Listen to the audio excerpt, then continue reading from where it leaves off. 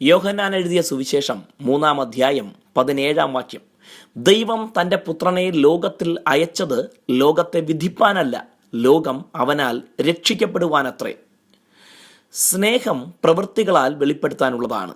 ദൈവം നമ്മോടുള്ള തൻ്റെ സ്നേഹത്തെ വെളിപ്പെടുത്തിയത് തൻ്റെ ഏകജാതനായ പുത്രനെ നൽകിക്കൊണ്ടാണ്. യേശു ലോകത്തിൽ വന്നതിൻ്റെ പരമപ്രധാന ലക്ഷ്യം നിത്യനരകത്തിനായി വിധിക്കപ്പെട്ടിരിക്കുന്ന മനുഷ്യനെ ന്യായവിധിയിൽ നിന്ന് രക്ഷിച്ച് നിത്യജീവൻ നൽകുക എന്നതാണ്. ആരും നശിച്ചു പോകരുതെന്ന് ദൈവം ആഗ്രഹിക്കുന്നു.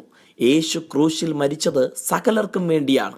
എങ്കിലും തൻ്റെ പുത്രൻ മുഖാന്തരമുള്ള രക്ഷയെ അംഗീകരിക്കുകയും വിശ്വസിക്കുകയും ചെയ്യുമ്പോൾ മാത്രമാണ് ആ രക്ഷയ്ക്ക് മനുഷ്യൻ അർഹനായി തീരുന്നത്. ദൈവത്തിൽ നിന്നുള്ള രക്ഷയെ സ്വീകരിക്കാൻ പ്രത്യേകിച്ച് വിലയൊന്നും നൽകേണ്ടതില്ലെങ്കിലും അത് അംഗീകരിക്കുകയും വിശ്വസിക്കുകയും വേണം. വിശ്വസിക്കാത്തിടത്തോളം മനുഷ്യൻ ന്യായവിധിയിൽ തന്നെ തുടരുകയാണ്. തൊട്ടടുത്ത വാക്യത്തിൽ പുത്രനെ വിശ്വസിക്കായികയാൽ ന്യായവിധി വന്നു കഴിഞ്ഞു എന്ന് രേഖപ്പെടുത്തിയിരിക്കുന്നത് കാണാം. വന്നു കഴിഞ്ഞു എന്നതുകൊണ്ട് അർത്ഥമാക്കുന്നത് മനുഷ്യൻ സ്വതവേ ന്യായവിധിയിൽ ആയിരിക്കുന്നുവെന്നും പുത്രനെ വിശ്വസിക്കുന്ന നിമിഷം ആ ന്യായവിധിയിൽ നിന്നും രക്ഷയിലേക്ക് പ്രവേശിക്കുന്നു എന്നുമാണ്.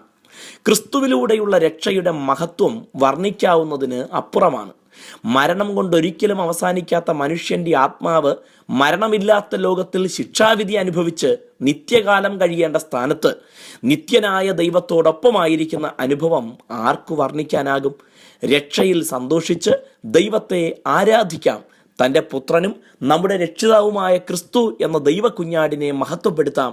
ദൈവം നിങ്ങളെ അനുഗ്രഹിക്കട്ടെ.